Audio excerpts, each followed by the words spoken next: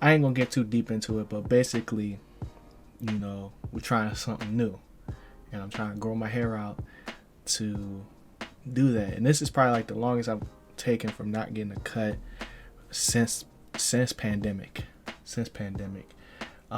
So I'm excited to see what it's gonna look like. It's gonna be weird getting a new like type of haircut just from like how long it takes to get your haircut, and I don't know. That's just like a random thing. But I like this stuff like it's like a month out. You know what I'm saying? It's a month out. So it's like really crazy to me. Cause I was like, man, let me go ahead and book it because I don't want to forget. You know. But I'm just curious, man. How far out do y'all book y'all appointments? If y'all barbers take appointments. I'm just curious.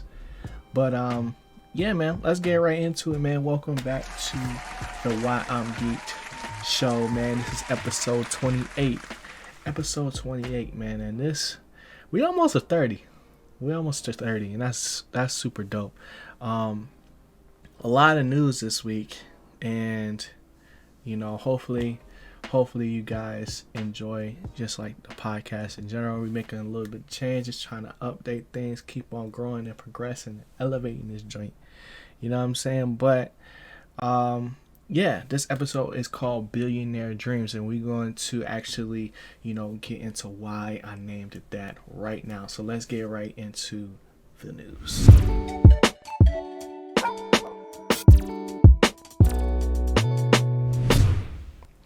Alright, so first things first, man. Crunchyroll just got bought out or acquired. I don't know what the, exact terminology is, but basically Funimation bought that joint. So if y'all don't know, I usually use Crunchyroll for everything that I do. Like everything I watch on Crunchyroll. So it's gonna be like probably like a transition period. But it just got announced today, and it's not so much the announcement that like it got bought, because I can see that happening. Just because of Funimation is freaking gigantic, But also it's crazy because I just started seeing like more Funimation streams on Twitch as well. So I'm assuming like they're partnered in some way, but to see that like in the last like week, and then it transitioned into them acquiring Crunchyroll, it's like a crazy dynamic of like what how that actually like happened, because I was just like, dang, I just noticed this and now this happened, and it's not so much that they bought it, but it's the fact for how much, bro. They bought that jump for $1 billion, bro. $1 billion, like $1 million plus. I mean $1 billion plus. Like, and I was like, dang. I was like, bro, I ain't never seen like, or at least paid attention to like, it being like $1 billion buyout. Like, that's crazy, bro. And I wonder, like, cause I know Funimation had like an app. And but I didn't know what they had exclusively on there, like, because I feel like it was more of a HBO type of deal instead of like how Netflix got a little bit of everything, whereas I thought Funimation was more like the more specific animes and shows, like how you got Disney Plus having all of their properties on just Disney Plus, and it's some other places too, but Sony actually acquired it, and I was like, dang, I didn't even know Sony was Funimation. And it's just like, you never, like, I guess you would know if you was paying attention to it, but I just started paying attention. Hey, Snugs, thanks for the biddies, man. I appreciate that. What's goody? Just a test, keep on grinding. I appreciate that, bro. Hey, 1,000 freaking biddies. But yeah, like, that's crazy. They bought that joint for $1 billion freaking dollars.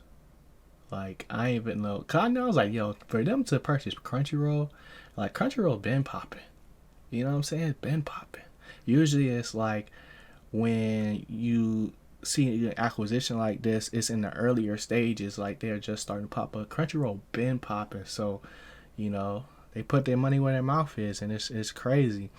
And the next thing that was in the news not too long ago was that Rihanna became a billionaire, you know, and that's wild too, because it's like, dang, we done seen Rihanna since she was like young, like, and to see all the stuff that she's doing, from the movies to the, you know, fashion to the makeup, like all that stuff. Now she worth a billy, bruh.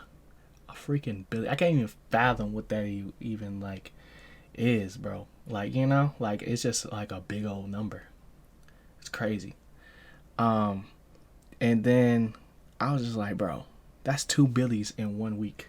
And I don't even know. I feel like I saw the Rihanna thing this week, but it was after the podcast, so I didn't get a chance to talk about it. But you know, I'm talking about it now because that's crazy, bro. That's freaking crazy. That's lit. Um, and then the next piece of news that I want to talk to you guys about is some Star Wars Jedi Fallen Order stuff. So EA has announced that, you know, they are going to be more Jedi games, basically. I don't know if it'll be a direct sequel. They haven't, you know, announced that specifically, but y'all know me, I love Star Wars, and I loved Star Wars Jedi Fallen Order. Um, and I can see them, you know, just taking what they did in that game and bringing that to the whole Star Wars universe. Because there's so many like untold stories from Jedi that were either in the comics or on screen that, you know, we haven't really got a chance to look at. You know, and even the Jedi games that have come out, like the Star Wars Unleashed, it's always been like, you know, a random person. You know what I'm saying? So it's like Star Killer is a dope freaking, like, I think that game was way ahead of its time, honestly. But to find out that they're actually going to go forward with it, because I wasn't sure. You know what I'm saying? I wasn't sure. The ending of it didn't necessarily lead us to believe like, yes, there's definitely going to be a sequel, but I had high hopes for it because they didn't. They also didn't end it, you know, directly saying like, this is it, this is all we're gonna do, because that game was dope. Like, it crashed when you went to different environments sometimes, but that was on PS4.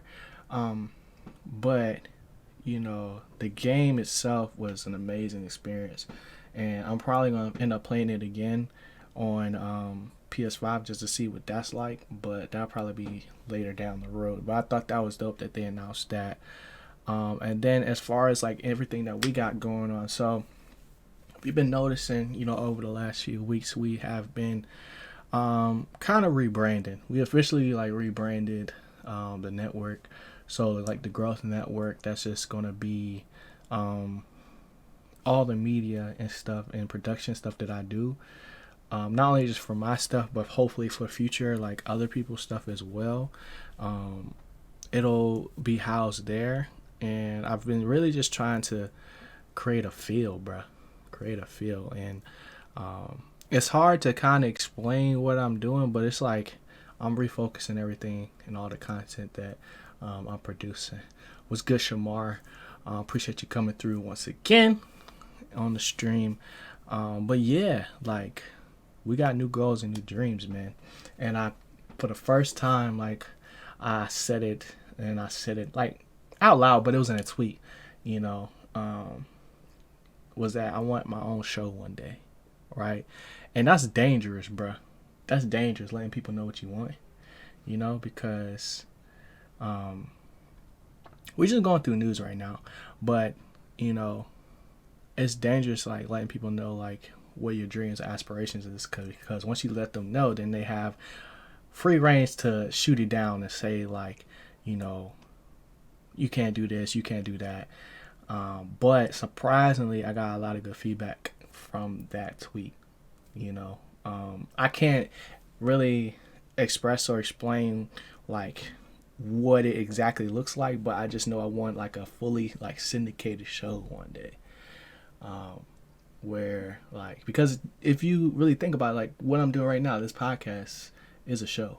You know what I'm saying? And every episode that I do of, you know, the G Files or Ginato Explains, Sensei Reacts, those could all be considered episodes and shows, right? So I even label it as that, you know, on my platforms and stuff. But like, I want something like that is like nationally, like, I mean, it's like, this is global already. You know what I'm saying? This is global already. So it's a kind of a crazy thing, but you know, like, I wanted to get to the point where it's not just me doing everything. I want to have production. I want to have like a set. Like, I just like, that's what's been in my brain recently after, you know, creating content and stuff like that. And I think we'll get there. You know what I'm saying? I think we'll get there one day. Ain't no necessarily like a timetable of what that will be, but you know, I'm just seeing it more and more of you know, creators getting opportunities. And I just think that's dope. You know what I'm saying? I think that's dope. But yeah, that's pretty much it for the news for this week, man. Let's get into the weekly recap.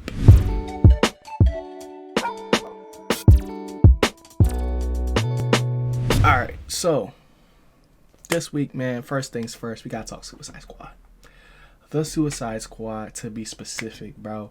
I'm literally dropping a review this week, so by the time that you're hearing this, it already came out. But I wanted to talk a little bit on the podcast, not so much like a review of the actual movie, but I wanted to talk about DCEU as a whole, right? For me, I think that the Suicide Squad is a really good movie. It's one of the best movies that we done had since like the old, you know, Batman movies from back in the day. I think it's way better than the Justice League. Just because like it was a complete story, it was easy to understand, and like I really believe that the villains saved the DCEU. Like, they saved it, bro. They saved it. Not in the sense of like, yo, if these movies weren't good, like, you know, DC Comics was going to freaking scrap everything that, you know, they have come to make over the years. But I'm saying in the sense of like the people, right? Because at this point, the Justice League and all the heroes are not necessarily in the best standing because of the way they tried to, you know, or not even tried, but just because of the way they have like ordered the movies and the direction that they chose to go. Because, you know, the golden child, like the person or the concept that, you know, has literally paved the way for all these superhero movies and showed them like how people really like it, is the MCU. You know, they've been able to sit back and watch that over time. And I think that, you know, they took their crack at that with the Justice League, Superman versus Batman, you know, Wonder Woman. Batman's supposed to get his movie, but I don't know if they're going to do it anymore. But like, just because of the way that they went about just releasing movies, because they have good movies. Like, you know, I like the Aquaman movie, but you know, the way that they have introduced these characters, it's going to be really difficult for them to make it all work together, you know. And I think one thing they got going from them is the villains right now. The villains movies are really good. From, you know, the Joker to the Suicide Squad. Even the first Suicide Squad was alright, you know. But they really got, you know, some very key pieces. One being Harley Quinn, or what's her name, Margaret. She is like their Iron Man to me. Like, Harley Quinn is their Iron Man right now, because everything that, you know, Harley Quinn is in, she does amazing. Like, she makes that movie. She's the star every single time.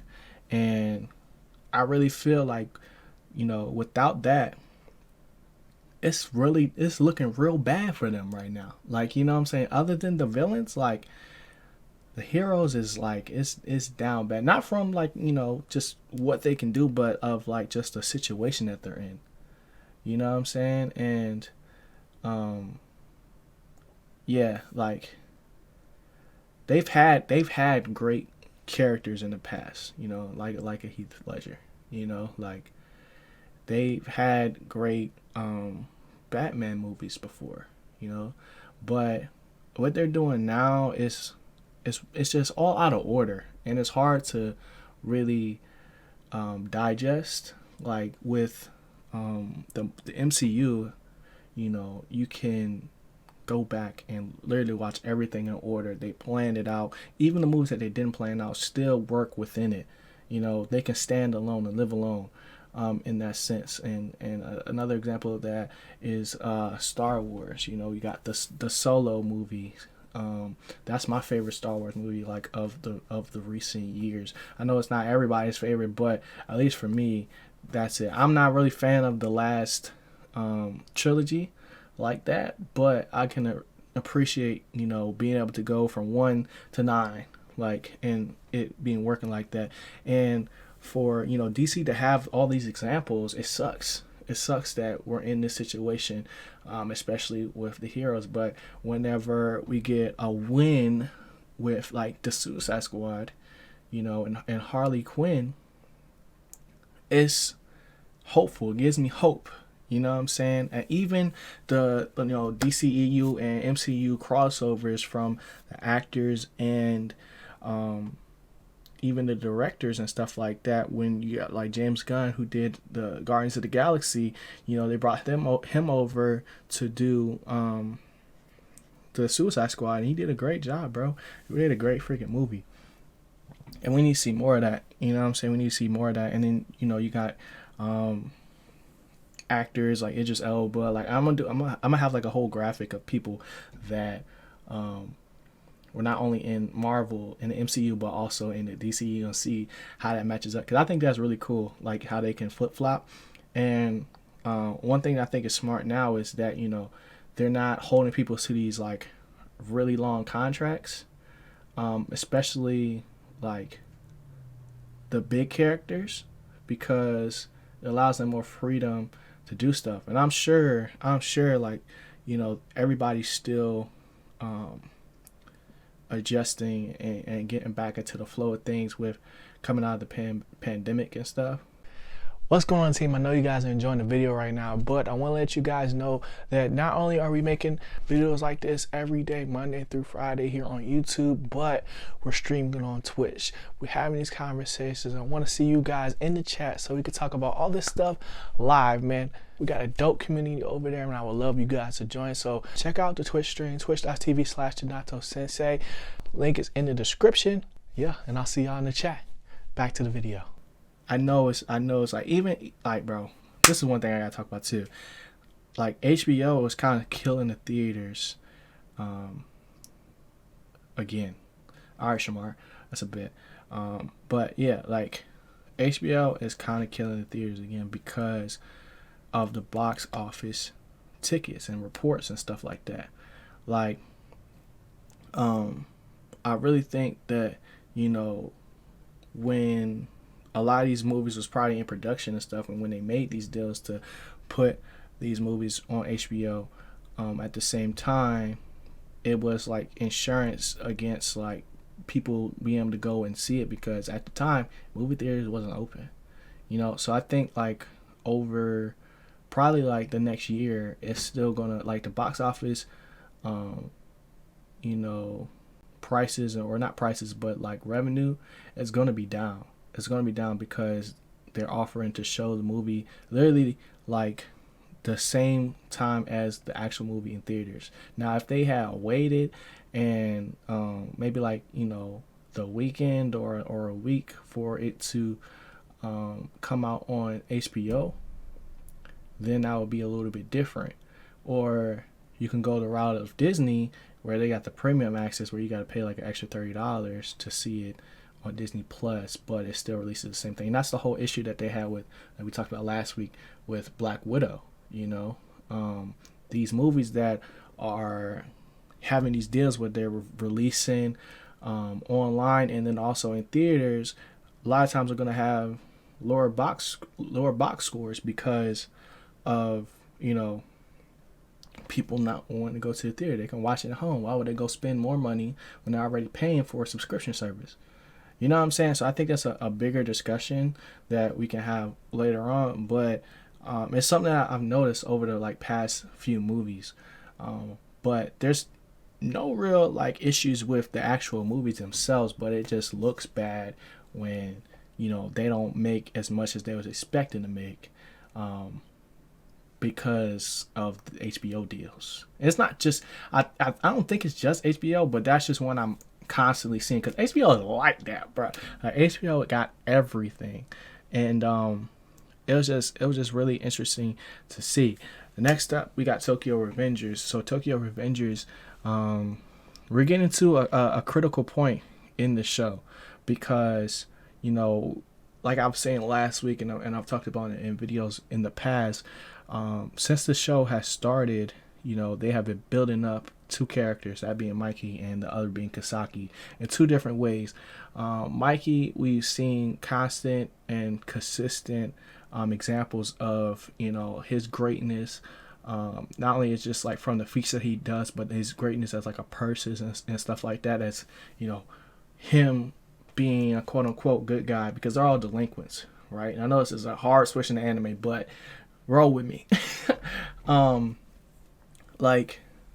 then you got Kasaki, who is the Lex Luthor behind the scenes, I'm running things but you'll never know type of vibe.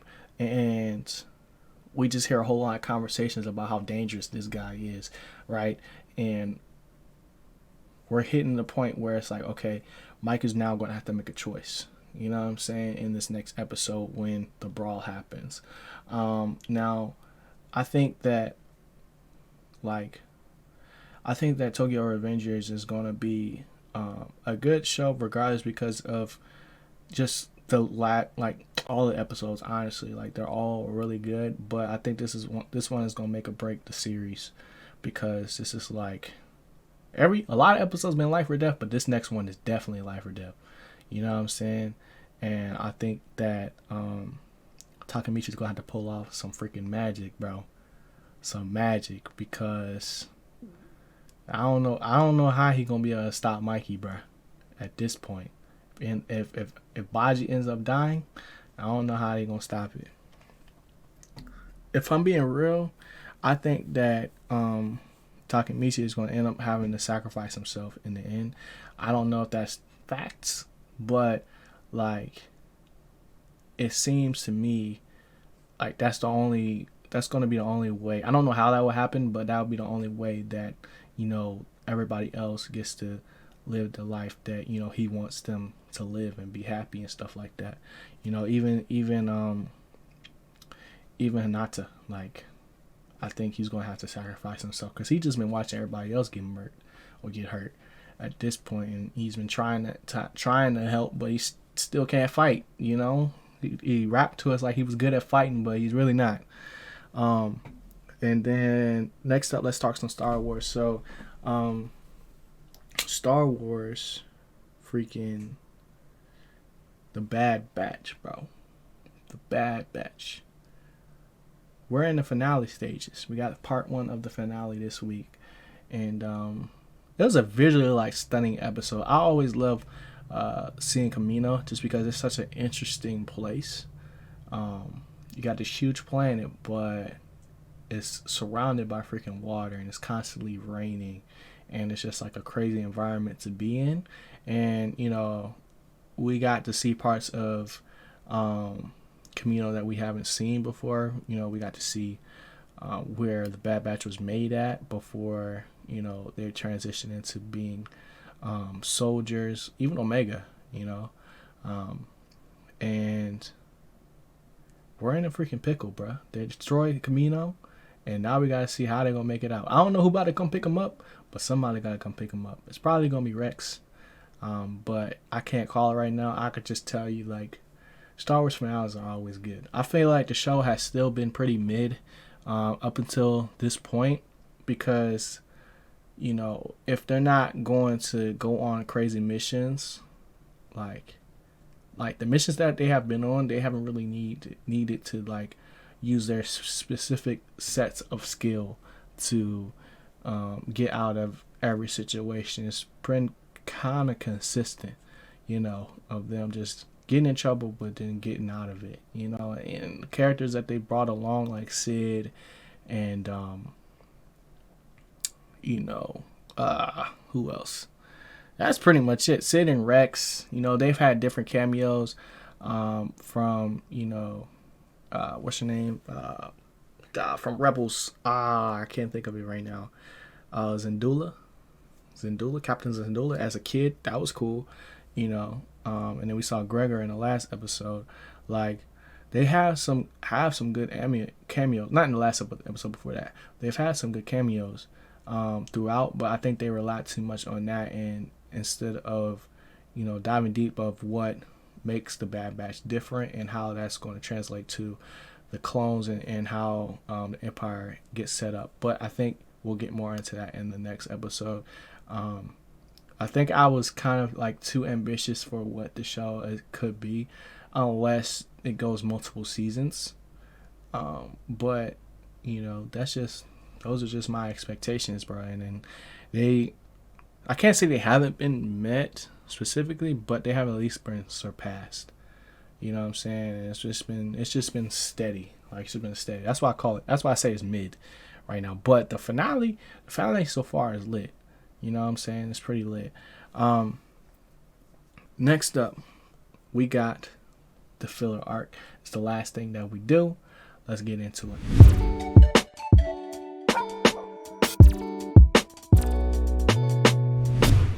So, first things first, man. Olympics, right? The Olympics been going on for the last few weeks, I guess.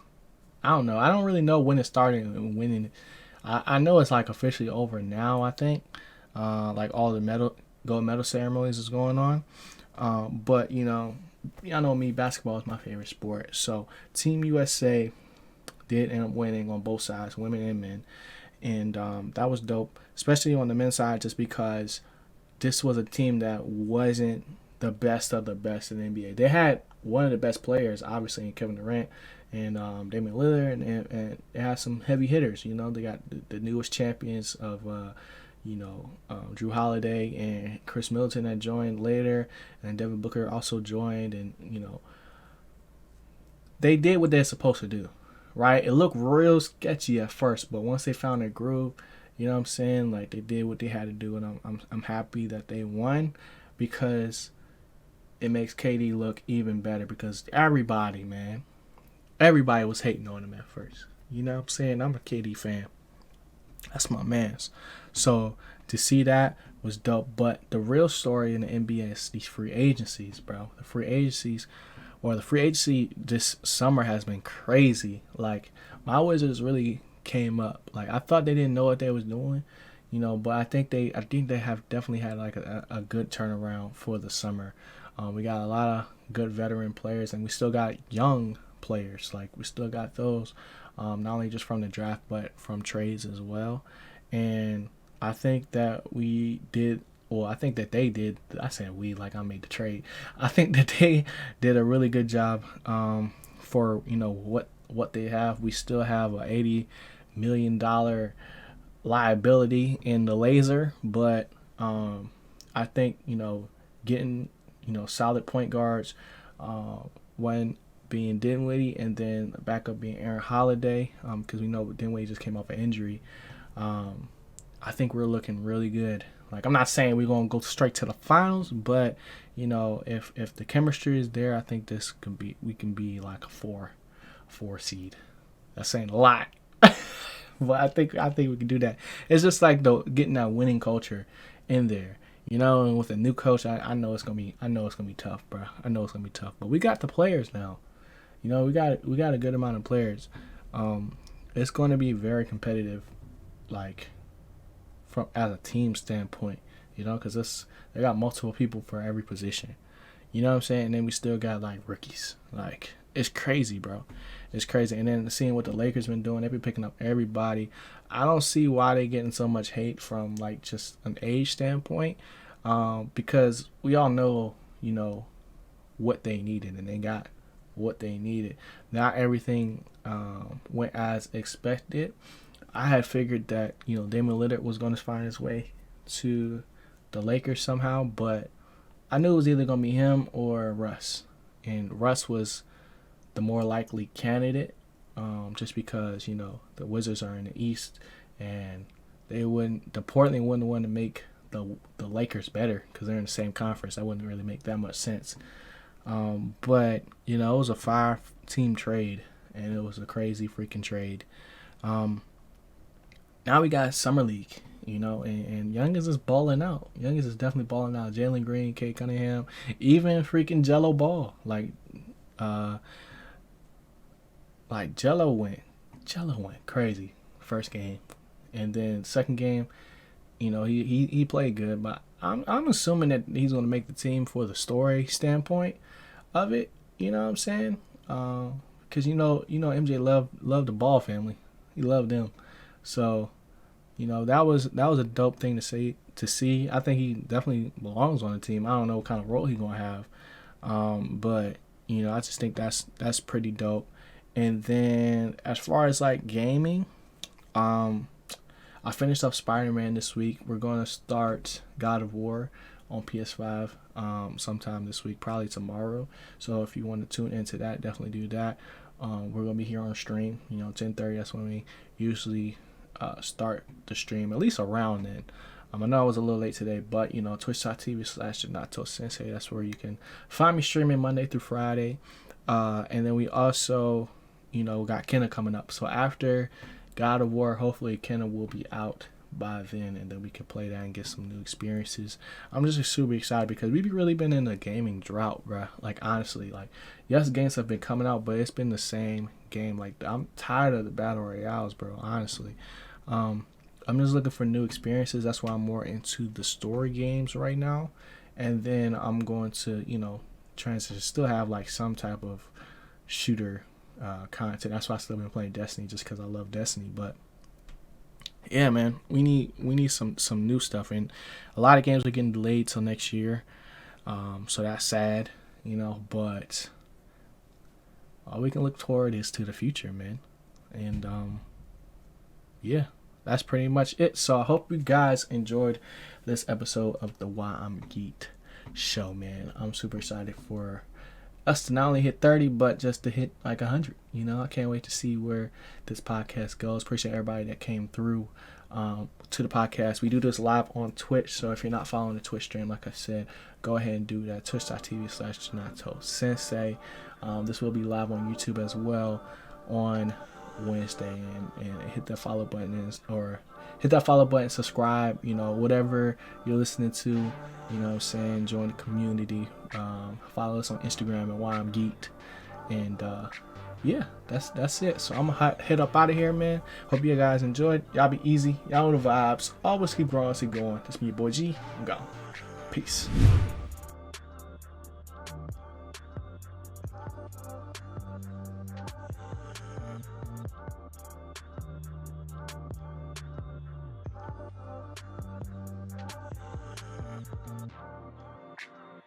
Dang, I know they like that video, bro. That's crazy. I can't wait to see the comment. Whoa, what are you still doing here? Well, since you're here, you might as well hit that like button, hit the subscribe button if you haven't already, because if you didn't, what are we really here for? If you're still here at this point, you probably still want to know and talk more about it.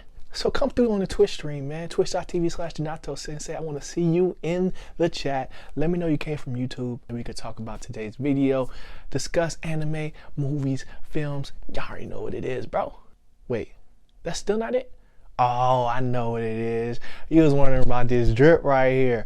Well, you can check that out on IG, Growth Apparel. That's Growth Apparel, GRWTH. It's on the screen right now. So go copy you a tee, man.